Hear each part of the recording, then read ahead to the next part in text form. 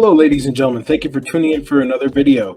Today, I'm going to be briefly talking about 2 Peter 2 and how it disproves limited atonement. Now, before you keyboard warrior Calvinists go on there and start, typing up like a storm,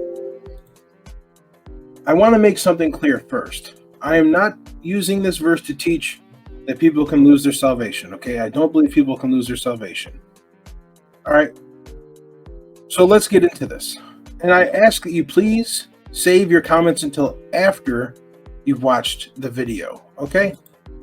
So here's 2 Peter 2. But there were false prophets also among the people, even as there shall be false teachers among you, who privily, which means secretly, shall bring in damnable heresies, even denying the Lord that bought them, and bring upon themselves swift destruction. And many shall follow in their pernicious ways, which is destruction, in their destructive ways, by reason of whom the way of truth shall be evil spoken of. So in other words, by following their destructive ways, the way of truth, which is Jesus Christ, will be blasphemed, evil spoken of. So my argument is that 2 Peter 2 here in this chapter, it's talking about that Jesus Christ even died for the sins of these false prophets and false teachers. And I know the Calvinists would agree with me that these people weren't saved, right? So in what sense did he die for them? In what sense are they bought? Now, don't run back to the Old Testament and talk about God bought the Jews covenantally, right? Like in Deuteronomy. This is not talking about Jews or the nation of Israel being bought by God. This is New Testament. This is after the death and resurrection of Jesus Christ. So this verse has to be talking about Jesus bought, in the sense that he died for these false teachers and false prophets, and they are denying him. Okay? Deal with the actual argument. I've brought this verse up to Calvinists before. I've had limited atonement debates where I've brought this verse up, and they never give an answer. Because many of you Calvinists weren't satisfied with my last video I did about 1 Corinthians 15, how I said that Paul included himself by saying Christ died for our sins in the gospel presentation that he presented to the Corinthians before they believed. And it's my argument that that was the gospel he first preached to them in Acts chapter 13, I believe it was either 13 or 18, where he first started the church at Corinth. I can't remember. And so I was getting pushback. Well, I haven't found any exegetical commentaries or scholars that would agree with your argument, Kevin. Okay, fine. Fine. I think it's a good argument, but fine. What about this one? 2 Peter 2. Do you Calvinists have an answer for this? And please, again, don't give me this, well, God covenantally bought the Jews.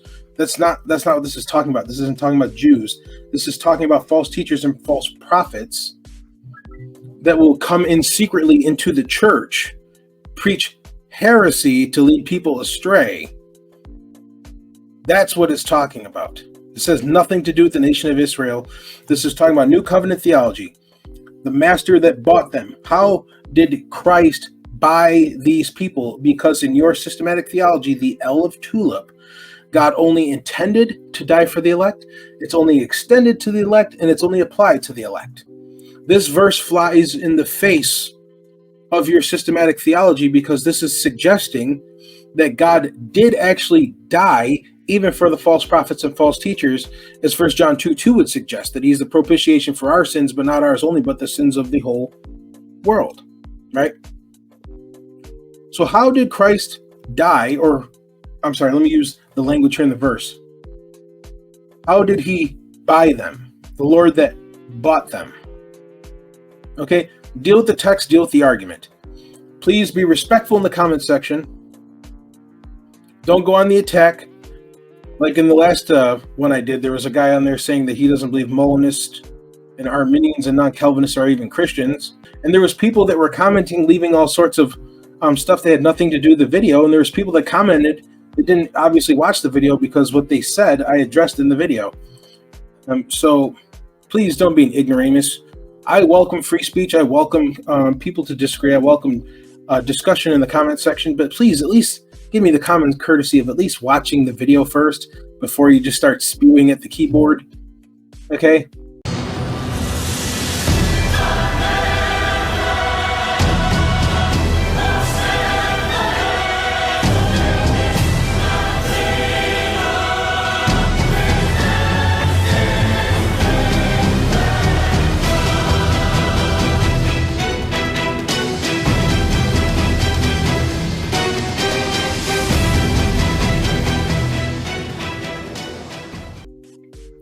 But yeah, this absolutely decimates limited atonement.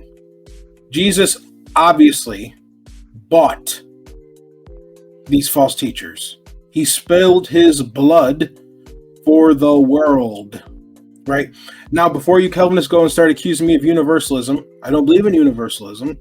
I believe that Christ died for humanity in a general sense, and that what he did is applied to your account as a gift that must be received. So Christ died for every single person. As long as you are a descendant of Adam, you can be saved.